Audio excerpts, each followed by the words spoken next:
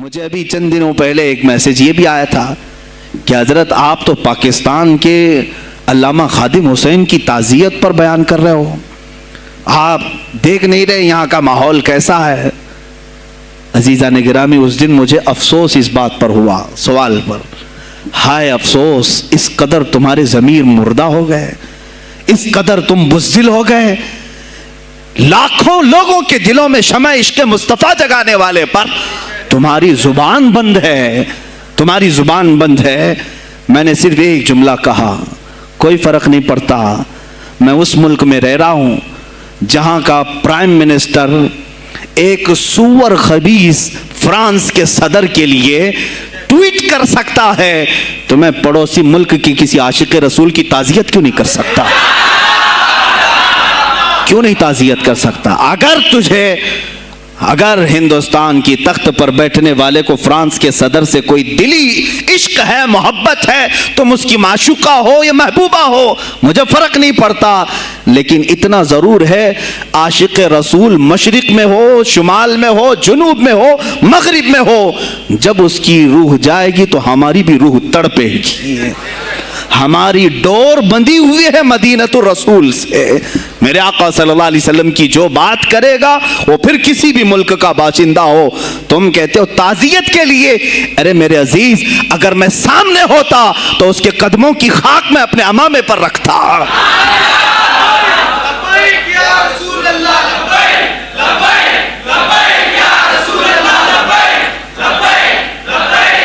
عزیزان گرامی وقار، یہ بہت خاموشی ہم نے اختیار کی، بہت خاموشی، کوئی بات نہیں۔ تم دیکھو گے حالات خراب ہونے کی جو شکایات آج کر رہے ہیں علماء، تم سب کے سب جاؤ گے۔ مجھے ابھی بچوں نے بتایا کوئی کانگریس کے لیڈر کا انتقال ہو گیا تو پیر صاحب تعزیت کے لیے باہر کھڑے ہو گئے، باہر آ گئے، ہم ان کی تعزیت کرتے ہیں۔ ڈوب مرو چلو بھر پانی میں، تمہاری گدی پہ ہی مر جاؤ۔ تمہاری زبانوں پر جب عاشق رسول کے لیے تعزیت کے الفاظ آنے میں ہچکچاہٹ آتی ہے، کون سا عشق رسول، کون سا کلمہ تم نے پڑھا ہے؟ غوث پاک کی اگر تمہارے اندر ذرا برابر بھی نسبت ہے تو میں کہوں گا میرے عزیزو، سلطان الاولیاء غوث پاک عاشق رسول ہی نہیں، فنا فی الرسول تھے۔ میرے نبی کی بات پر اگر کوئی انگلی بھی اٹھاتا، آپ یا تو اپنی کرامت سے اس کا منہ توڑ جواب دے دیتے۔ کسی عیسائی نے صرف یہ کہا تھا میرے نبی عیسیٰ افضل ہے، وہ مردوں کو زندہ کرتے تھے، آپ کو جلال آیا، کہا محمد افضل نہیں ہے اس لیے کہ وہ مردے زندہ نہیں کرتے تھے، آپ اس کا ہاتھ پکڑ کر قبرستان لے گئے، میرے نبی پر بات کرتا ہے، میں تجھے زندہ کر کے دکھاتا ہوں۔ اپنی کرامت سے مردے کو زندہ کر کے دکھایا۔ اب بول کون افضل ہے، عیسیٰ افضل ہے کہ میں افضل ہوں؟ تو نے تو عیسیٰ علیہ السلام کو مردے زندہ کرتے دیکھا تو نہیں، لیکن عبد القادر کو سامنے دیکھا۔ غوث پاک نے کہا میں اپنا موازنہ عیسیٰ علیہ السلام سے نہیں کرتا ہرگز، لیکن یاد رکھنا میرے نبی پر اگر زبان کھولے گا تو عبد القادر اپنے قدم سے اس کو جواب دے گا۔ وہ جواب دیتے، آپ کی زندگی ناموس رسالت کی حفاظت کے لیے گزری ہے۔ سلطان الاولیاء غوث پاک رضی اللہ تعالیٰ عنہ کی بارگاہ میں جب ایک سوال آیا کہ لوگ کہتے ہیں نبی ہر جگہ کیسے حاضر ہو سکتے ہیں، آپ نے خود کر کے دکھا دیا۔ کوئی صاحب آئے، کہا ہمارے گھر دعوت ہے، آپ تشریف لائیں، کہا ٹھیک ہے آتا ہوں۔ تھوڑی دیر بعد دوسرے آئے، کہا ہمارے گھر دعوت ہے، آپ آئیں۔ سیم ٹائم پہ کئی 70 لوگ آئے، سب کی دعوت قبول کی۔ دوسرے دن شام میں لوگ آ کر کے فخر کر رہے ہیں، آج میرے گھر شیخ عبد القادر جیلانی آئے تھے۔ دوسرا کہہ رہا نہیں میرے گھر آئے تھے، تیسرا کہہ رہا میرے گھر آئے تھے۔ ایک وقت میں سب گھروں پر کیسے؟ سبوں نے کہا انہیں سے پوچھتے ہیں وہ کہاں گئے تھے۔ جب لوگ آئے تو سننے میں یہ آتا ہے کہ آپ ایک درخت کے نیچے بیٹھے تھے، لوگ سوال کرنے کے لیے آئے، سب آپس میں کہہ رہے ہیں ہمارے گھر آئے تھے، ہمارے، آپ بتائیں کیا کس کے گھر گئے تھے؟ تو انہوں نے کہا درخت کے اوپر دیکھو۔ تو لوگوں نے درخت کے اوپر نگاہ ڈالی تو دیکھا ہر پتے پر شکل عبد القادر نظر آ رہی ہیں۔ فرماتے ہیں اللہ نے عبد القادر کو یہ اتنی قدرت دی ہے کہ بیک وقت وہ کئی جگہوں پر حاضر ہو سکتا ہے۔ تو جب ایک غلام رسول کو اللہ نے یہ طاقت دی تو رسول مختار کو کتنی طاقت دی ہوگی؟ انہوں نے ناموس رسالت کو واضح کیا ہے میرے عزیزو۔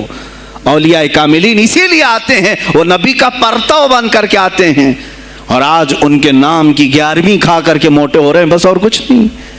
اور لوگ یہ سمجھتے ہیں نفس کو موٹا کر کے تم اپنی زبانوں میں گھی لگا چکے ہو، بولو گے تو پکڑے جاؤ گے، بولو گے تو تمہارے اوپر کیس ہو جائے گا، ہو نہیں دو۔ میرے عزیزو، آج تو حالات ایسے ہیں، میں رو پڑا کل جب مجھے یہ رپورٹ ملی کہ صرف ہندوستان کی سوشل میڈیا پر 25,000 پوسٹ میرے نبی کی شان میں گالیاں دی گئی ہیں، 25,000 لوگوں نے گستاخی کی ہے۔ تم بھی تو رات بھر انٹرنیٹ چلاتے ہو، پورا کا پورا وقت اپنے موبائل میں صرف کرتے ہو، جانا ہے تمہیں بھی میرے آقا کی بارگاہ میں، یاد رکھنا حضور پاک صلی اللہ تعالی علیہ وسلم کے دربار میں جانے والے ہو اور تمہارا کوئی عذر قبول نہیں کیا جائے گا۔ حضرت سعد بن ربیع کی وہ بات مجھے یاد آتی ہے، جنگ احد میں حضور کی حفاظت کے لیے لڑتے لڑتے میدان میں ایسے آ گئے تھے کافروں کے کہ آپ کے گوشت کے ٹکڑے اڑ رہے تھے، جسم کے گوشت کے ٹکڑے اڑ رہے تھے۔ میرے آقا دیکھ رہے تھے، شام کا وقت ہوا، احد کا میدان، ہوازیں، سناٹا، 70 لاشیں پڑی ہوئی تھی صحابہ کی۔ اللہ کے نبی نے پکارا، میرے سعد کو ڈھونڈو، کہاں ہے سعد، کہاں ہے؟ صحابہ کہتے ہیں ہم آواز دینے لگے، سعد تم زندہ ہو، رسول تجھے بلا رہے ہیں۔ حضرت سعد بن ربیع 7 لاشوں کے نیچے دبے ہوئے تھے اور سانسیں بھی چل رہی تھی، سانسیں چل رہی تھی۔ صحابہ نے جب آواز دینا شروع کیا کہ رسول پاک یاد کر رہے ہیں، وہیں سے وہ حرکت کرنے لگے، اندر سے آواز دی، اے جوانوں سعد زندہ ہے، میں یہاں لاشوں کے نیچے دبا ہوا ہوں۔ ہٹائی گئی لاشیں تو دیکھا ان کے جسم میں کچھ بچا ہی نہیں تھا، کچھ نہیں تھا، سب پھٹ چکا ہے، پیٹ کو تک چاک کیا گیا ہے، سانسیں باقی۔ سعد بن ربیع کہتے ہیں، اے صحابہ شاید میں رسول اللہ تک نہیں پہنچ پاؤں گا، حضور اونچے ٹیلے پر بیٹھے ہوئے ہیں، شاید نہیں پہنچ پاؤں گا، میرا سلام میرے نبی تک پہنچا دینا، حضور تک پہنچا دینا۔ لیکن آنے والوں کو کیا کہا جانتے ہیں؟ میں اے جوانوں تم سب سے کہوں گا آج کے حالات میں۔ سعد ابن ابی ربیع کہتے ہیں، اے صحابہ میں تو جا رہا ہوں، میری آخری سانسیں ہیں، لیکن اگر تمہاری آنکھیں چمکتی رہی، تمہارے جسموں میں جان باقی رہی اور میرے نبی پر اگر کسی نے انگلی اٹھائی اور گالی دی، میں قیامت کے دن اسے نہیں چھوڑوں گا۔ اور یاد رکھنا، اللہ کی بارگاہ میں تمہارا کوئی عذر قبول نہیں کیا جائے گا اگر تمہارے جیتے جی تمہارے نبی کی ذات پر کسی نے کیچڑ اچھالا۔ حضرت سعد ربیع اتنا کہہ کر کے انتقال ہو گئے، وہ حضور تک پہنچائے بھی نہیں جا سکے۔ اے میرے عزیزو، اے جوانوں، تم کیا سمجھتے ہو کہ تم دنیا سے اسی طرح نکل جاؤ گے؟ قرآن میں بھی اللہ نے کہا، ام حسبتم ان تدخلوا الجنت، تم یہ سوچ کر کے بیٹھے ہو کہ ہم جنت میں چلے جائیں گے؟ پیر صاحب کا دامن پکڑ لیا ہے، مجھے تو جانا ہی ہے جنت میں، پیر بخشوا دیں گے ہمیں۔ تم برس میں 1 مرتبہ 11ویں کر کے اور فاتحہ نیاز کر کے سمجھتے ہو اسلام کا حق ادا کر دیا؟ یہاں تمہارے نبی کی عظمت پر روز بروز حملے ہو رہے ہیں۔ آج کفر کھل کر کے آیا ہے سامنے، نہیں دیکھتے آپ؟ کفر کھل کر کے سامنے آیا ہے، تعصب کے ساتھ ہر شہر میں جاتے ہوئے گنڈے للکار رہے ہیں اسلام کے خلاف ہمارے ملک میں۔ اگر میں کھل کر کے آیا تو میرا کیا جرم ہے اس میں؟ میرا کیا قصور ہے اس میں کہ آپ بھی میں نہ بولوں؟ ہاں آج تمہارے پاس طاقت ہے، پاور ہے، جو کچھ بھی حسر اور رسوخ ہے، اس سے زیادہ کیا کرو گے کہ تم مجھے جیل میں بند کر دو گے؟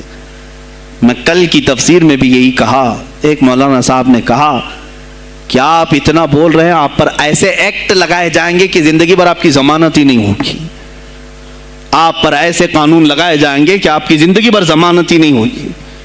میرا دل یہ کہتا ہے، اے لوگوں، اس طرح جی کر فائدہ بھی کیا؟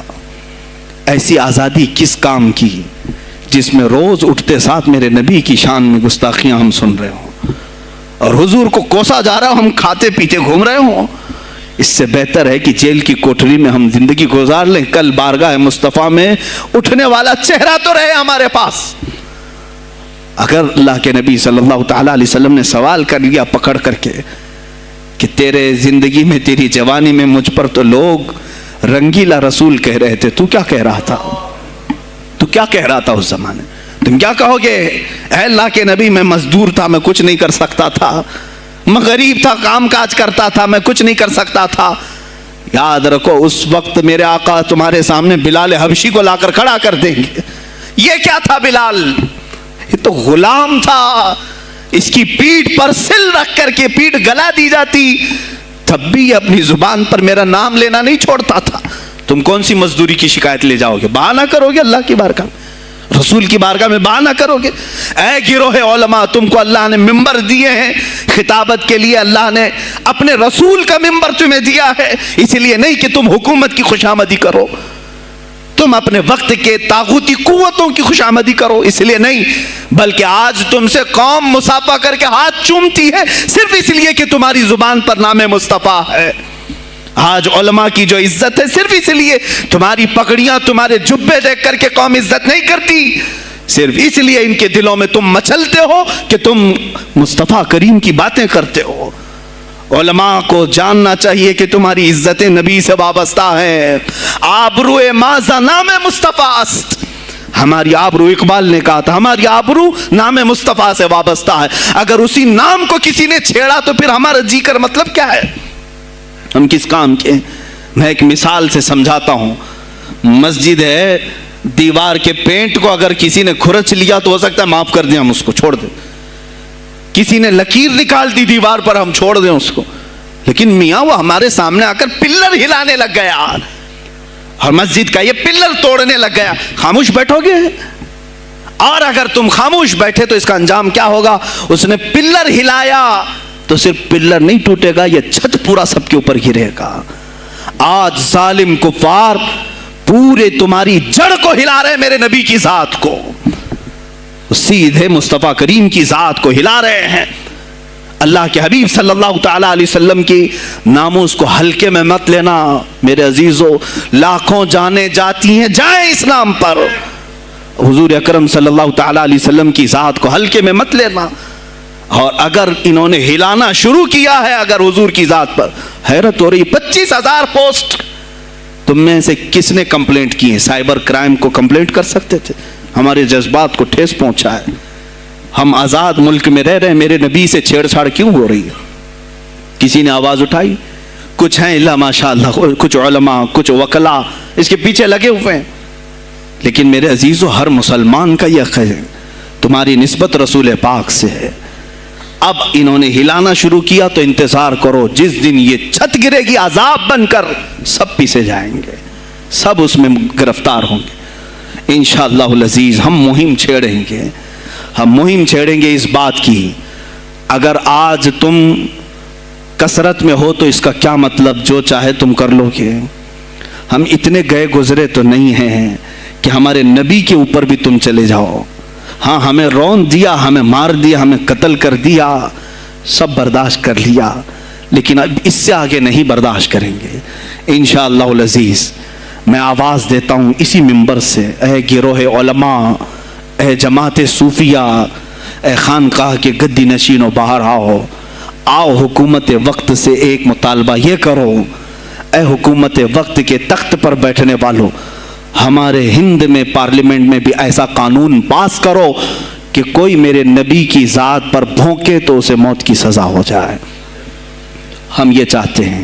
اگر اس قانون کو تمہیں لانے میں کچھ زندگیوں کی ضرورت ہے تو یہ فقیر حاضر ہے اور میرے ساتھ بھی کچھ تمہارے لیے حاضر ہوں گے، لے لو ہماری جانیں اور ایک قانون ایسا بنا دو تاکہ قیامت تک پھر یہاں پر کوئی نہ بھونکے میرے نبی کی ذات پر۔ تم قانون صرف میرے نبی کے لیے نہیں، تم اپنے دیوی دیوتاؤں کے لیے بناؤ، شانتی سے رہو۔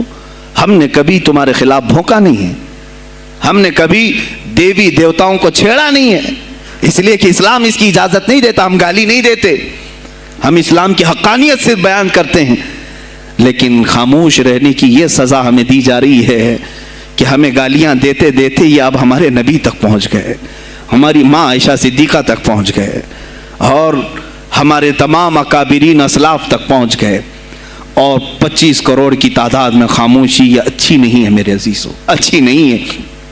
آج افسوس اسی بات کا ہے جن کو اللہ تعالیٰ نے اپنے نبی کی نیابت عطا کی ہے، وہ نائب رسول ہیں یا کسی خانقاہ کے گد نشین ہیں، تم یہ مت سمجھ لینا کہ تمہارے آبا و اجداد کمال کے تھے، بزرگان دین تھے، تم چھوٹے جاؤ گے۔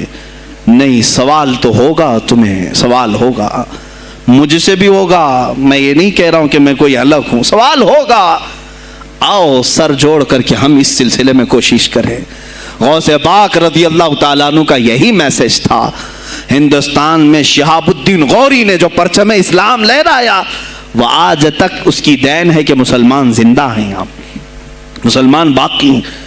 پوری دنیا میں نظام کو صحیح کرنے کے لیے آواز اٹھانا، یہ بھی اولیاء کاملین کی بات ہے، ان کی صفات ہیں۔ صرف اپنی خانقاہ میں اللہ اللہ اور ذکر کرانا ہی ان کا کام نہیں تھا، وہ دلوں کو تو دھلتے ہی تھے، لیکن جو نظام سنبھال رہا ہوتا اس کی باغ ڈور کو بھی دھلتے تھے، اس کی بھی صفائی کرتے تھے۔ تو اللہ کا ڈر رکھنے والا کرسیوں پر آئے، جو کسی کا خون چوسنے والا نہ آئے۔ عزیزان گرامی وقار، اپنے سیاسی شعور کو بھی بیدار کرو، سیاست کو سمجھو، تم کب تک استعمال ہوتے رہو گے؟ اب اس میں علماء کو بھی آنا چاہیے کہ ان کے سیاسی شعور کو بیدار کرے۔ تمہارے ساتھ آج جو کھیل کھیلا جا رہا ہے، تم ہر ایک کی جے وجے کرتے ہوئے ہر پارٹی کے پیچھے جاتے ہو، تم نے آج تک اپنا قائد نہیں ڈھونڈا، اپنا قائد نہیں ڈھونڈا۔ اور ان کو دیکھو، وہ کہتے ہیں کہ اگر پیٹرول 200 لیٹر بھی ہو جائے تو ہمارے قائد تو یہی ہیں، اس لیے کہ ہمارا ہم مذہب ہے، وہ ہمارے مذہب کی بات کرتا ہے۔ تمہارا کون ہے میرے عزیز؟ تم کسی پر متفق نہیں ہوتے، اور جو تمہارے لیڈر ہیں وہ کسی اور کے پلو میں چھپے ہوئے ہیں، ہاں کسی اور کی گود میں بیٹھے ہوئے ہیں، جا جا کر کے یہ سارے مسلمانوں کو کسی اور کے ہاں بیچ کر کے آتے ہیں۔ یہ سیاسی شعور بیدار کرو۔ مجھے معلوم ہے میری یہ باتوں کا سب سے زیادہ ایکشن کون لے گا، مجھے معلوم ہے سب سے زیادہ کس کو کھلبلی مچے گی، وہ بھی مجھے معلوم ہے۔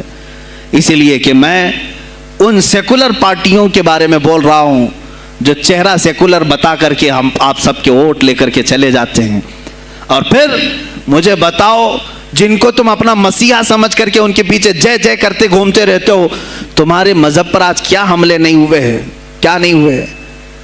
کشمیر آج تک جل رہا ہے، کہاں یہ کانگریس کیوں نہیں بات کرتی ہے جو پورے مسلمانوں کی مسیحا ہے؟ کہاں ہے وہ سماجوادی، وہ بی ایس پی، فلاں فلاں فلاں جو پارٹیاں جن میں سب مسلمان جاتے ہیں؟ کیا ان کو اتنا بھی شعور نہیں کہ وہ پارلیمنٹ میں اس کے خلاف بات کریں، کہیں کہ یہ مسلمانوں کے ساتھ ظلم ہو رہا ہے، ہم ان کے ووٹ لیتے ہیں؟ نہیں بات کریں گے، یہ صرف اور صرف تمہیں استعمال کرتے ہیں، اور انہیں معلوم بھی ہے ہم نے ان سب کو خریدا ہے، ان کے لیڈروں کے منہ میں اپنی زبان رکھی ہوئی، یہ کوئی بولے گا نہیں، انہیں معلوم ہے۔ تمہیں یہ اندازہ نہیں میرے عزیزو، آج میں بولوں تو لوگوں کو تکلیف ہوگی۔ کشمیر کے ایسے حالات ہیں، رو رہے ہیں وہاں پر۔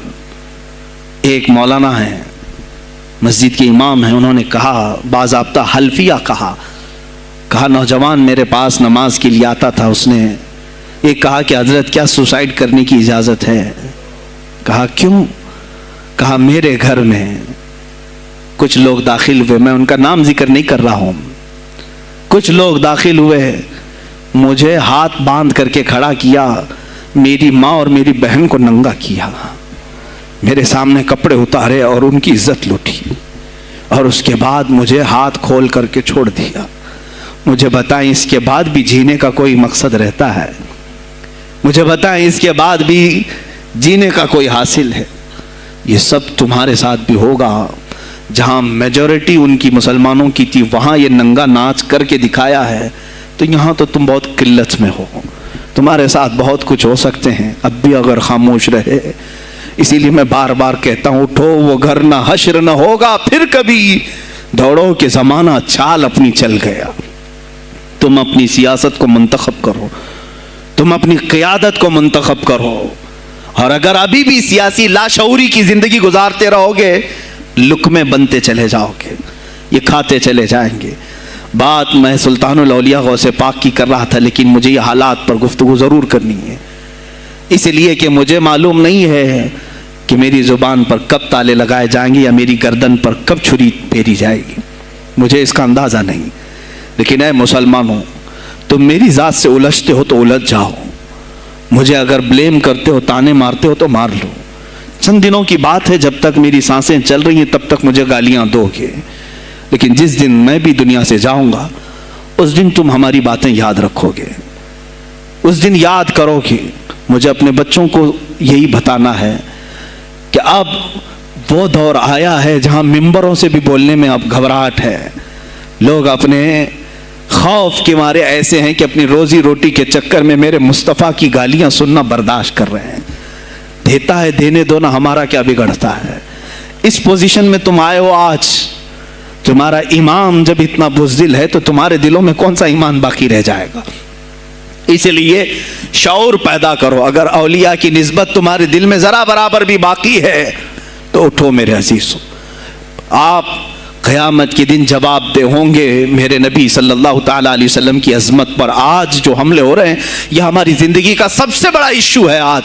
آج مطالبے کرو، مانگو تو کس چیز کو مانگو؟ بس یہ ہے کہ میری نبی کی عزت سلامت رہے، مجھے دنیا میں اور کچھ نہیں چاہیے۔ اتنا مطالبہ تو کر سکتے ہو، اتنا مطالبہ کرو، اور پھر دیکھو میرے مصطفیٰ کی طرف سے انعام کیا ملے گا، اللہ کی طرف سے انعام کیا ملے گا۔ ارے وہ مرد قلندر جو پاکستان میں ابھی شہید ہوا، کس بات کا اعلان کرتا تھا؟ کس کو پکارتا تھا؟ کس کو للکارتا تھا؟ صرف یہی تو بات کرتا تھا کہ تاجدار ختم نبوت، اور میدان میں معذوری کے ساتھ بھی آ کر کہتا تھا لبیک یا رسول اللہ، اے اللہ کے رسول میں حاضر ہوں، میں حاضر ہوں، اپنی جان لے کر آیا ہوں۔ اور تم یاد رکھنا تمہاری ٹانگیں تو سلامت ہے، کل بروز قیامت ہو سکتا ہے تمہارا سامنا اس خادم حسین سے ہو، تمہاری ٹانگیں دیکھ کر کے پوچھی جائیں گی۔ معذور ہونے کے بعد جب کوئی میدان میں میرے نبی کی عظمت پر پہرا دینے کے لیے آ سکتا ہے تو تم نے اپنی ٹانگیں کس کام کے لیے رکھی تھی؟ میرے عزیزوں، میں نے جتنی طاقت مجھے اللہ نے دی میں بول رہا ہوں، اب اس کے بعد کا محاذ تمہیں سنبھالنا ہے، آگے کی ہماری فکروں کو تمہیں لے جانا ہے۔ شاید اس زمانے میں ہم جی رہے ہیں جہاں اتنی آزادی نہیں ہوگی، چھوٹی سی بات کو آج بہت بڑا بنا کر کے اسے ختم کیا جاتا ہے، لیکن مجھے اندازہ ہے اس بات کا، ہندوستان کی آزادی میں بھی میرے اکابرین میں 30,000 علماء نے اپنی جانیں دی ہیں۔ کشمیر سے لے کر دلی تک ہر درخت پر ایک عالم کی لاش لٹکی ہوئی تھی، ان کی جانیں، ان کی قربانیاں رائیگاں نہیں گئیں۔ 70 سال سے ہم مزے لے رہے ہیں، ان کی قربانیاں ہیں یہ۔ علامہ فضل حق خیر آبادی کو انڈمان نکوبار پوری زندگی کے لیے قید کر کے ختم کر دیا گیا، مزار بھی وہیں پر ہے آج۔ تو آج مجھے اندازہ ہے اگر میں نے اس بات کی شروعات کی ہے، ہو سکتا ہے یہ جو کچھ بھی ہمارے ساتھ کریں، لیکن مجھے میرے رب ذوالجلال کی ذات پر یقین ہے۔ میں یہی کہوں گا، اے اللہ، اگر ہمارے مقدر میں شہادت ہے تو اس سے بہتر کوئی اور موت ہے نہیں۔ اے رب ذوالجلال، اس حالت میں دنیا سے اٹھا جب تو ہم سے راضی ہو۔ اگر تو نے ہمارے لیے ایک لمحے کے لیے بھی ناراضی ہے، مولا پھر ہمیں مہلت دے دے کہ تجھے راضی کر کے جائے، تجھے راضی کر کے جائے۔ میرے مصطفیٰ صلی اللہ تعالیٰ علیہ وسلم کو قبر میں ہمیں دیکھنا ہے، اس لیے ہم قبر میں جا رہے ہیں، لیکن اس حال میں دنیا سے جائیں کہ ان کی عظمت پر کچھ بول تو سکیں، ان کی ناموس پہ کچھ کر تو سکیں۔ عزیزان گرامی، سلطان الاولیاء شہنشاہ بغداد رضی اللہ تعالیٰ عنہ کی ذات پر جو ان کی کرامات ہیں وہ ساری چیزیں پھر کبھی میں ذکر کروں گا۔ آج اسی پر میں اختتام کرتا ہوں، اسی پر جیو اور اسی پر مرو، انہیں جانا انہیں مانا، نہ رکھا غیر سے کھا، للہ الحمد میں دنیا سے مسلمان گیا۔ آج لے ان کی پناہ، آج مدد مانگ ان سے، پھر نہ مانیں گے قیامت میں اگر مان گیا۔ اس لیے کہ رسول پاک صلی اللہ تعالیٰ علیہ وسلم کے سوا کوئی اس قیامت کے میدان میں تمہارا دستگیر نہیں ہے۔ جب تک وہ تیری سفارش نہ کریں، اللہ بھی تجھ سے کلام کرنے والا نہیں ہے۔ جب امام اہل سنت نے یہاں تک کہہ دیا خلیل و نجی مسیح و صفی سبھی سے کہیں نہ بنی، یہ بے خبری کی خلق پھری کہاں سے کہاں تمہارے لیے، رسول پاک ہی کے لیے تم وہاں پر بھی اٹھائے جاؤ گے۔ میں یہی میسج دے کر کے جاؤں گا جو میرے مرشد گرامی نے آخری وقت دیا تھا، زندگی یہ نہیں کسی کی کسی کے لیے، زندگی ہے نبی کی نبی کے لیے۔ نہ سمجھ مرتے ہیں زندگی کے لیے، نہ سمجھ مرتے ہیں زندگی کے لیے۔ जीना मरना है सब कुछ नबी के लिए। बुलहवस सुन, सीम और जर की बंदगी अच्छी नहीं।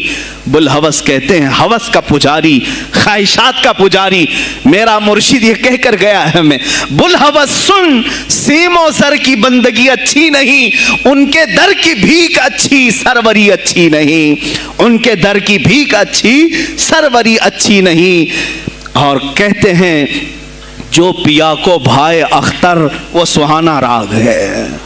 जो पिया को भाए अख्तर वो सुहाना राग है। जिससे नाखुश हो पिया वो रागनी अच्छी नहीं। जो मेरे नबी को ना पसंद आए वो बात ही अच्छी नहीं। जो मेरे नबी को ना पसंद काम हो वो काम ही अच्छा नहीं। जिससे नाखुश हो पिया वो रागनी अच्छी नहीं। व आखिरु दावाना अनिल हम्दुलिल्लाहि रब्बिल आलमीन। सलाम अलैकुम।